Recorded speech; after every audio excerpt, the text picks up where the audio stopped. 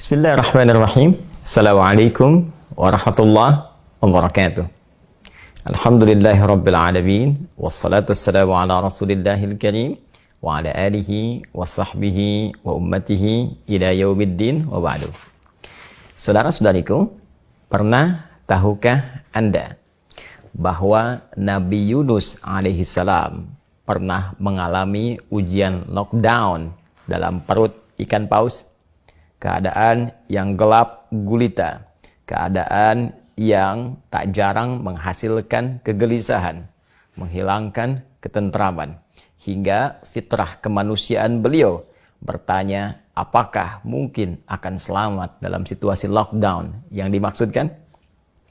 Namun demikian, pernah tahukah Anda bahwa Allah mengajarkan kepada Nabi Yunus alaihissalam satu zikir luar biasa yang dengan kalimat itu Allah berkenan akan menghempaskan segala kesulitan, membuka setiap lockdown yang menutupi dan menghadirkan solusi dari sisi yang tak pernah kita duga. Al-Quran surah ke-21 tentang kisah para nabi, ayat ke-87 sampai dengan 88 menjadi inti pembahasan kita dalam program Pertanda. Pernah tahukah Anda? Nabi Yunus alaihissalam dibimbing oleh Allah untuk berzikir, La ilaha illa anta subhanaka inni kuntu minadh dhalimin. La ilaha illa anta adalah satu di antara tiga bagian penting pada kalimat zikir yang diajarkan Allah subhanahu wa ta'ala. La ilaha illa anta, tidak ada Tuhan ya Allah selain Engkau, menunjuk pada aspek kekuatan tauhid, pada nilai kebersandaran diri kita, pada nilai ketawakalan kita terhadap Allah subhanahu wa ta'ala dengan semua sifat keutamaannya. Ketika Anda yakin dengan Allah, ketika kuat tautan Anda dengan segala kuasa Allah, bukankah Allah yang maha memberi solusi? Bukankah Allah yang maha kuat? Bukankah Allah yang maha memberi rizki? Bukankah Allah yang maha menguasai segalanya? Wa huwa ala kulli syai'in qadir.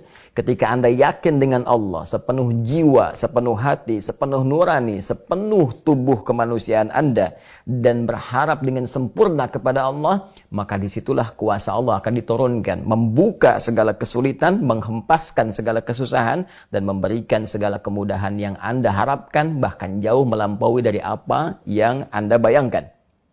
Subhanaka, untuk mendatangkan seluruh kemantapan tauhid ini, maka Anda mesti menepikan segala hal yang tidak layak disandang oleh Allah subhanahu wa ta'ala.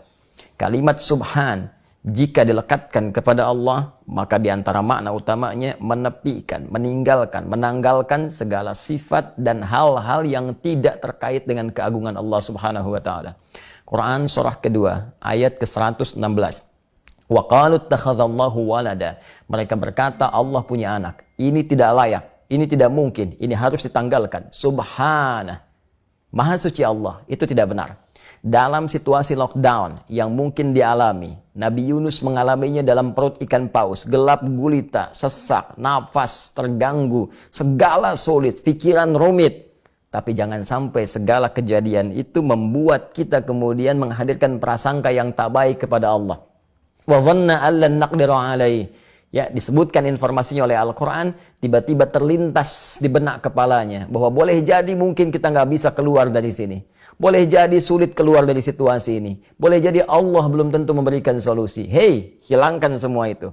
Hilangkan semua prasangka yang tak baik. Hadirkan sifat husnudzan, tawakal, puncakkan kepada Allah subhanahu wa ta'ala. Inni kuntu minadh dhalimin. Ya Allah, mungkin situasi ini sebagai ujian karena dulu aku pernah salah. Aku pernah keliru. Maka bagian ketiga, evaluasi diri.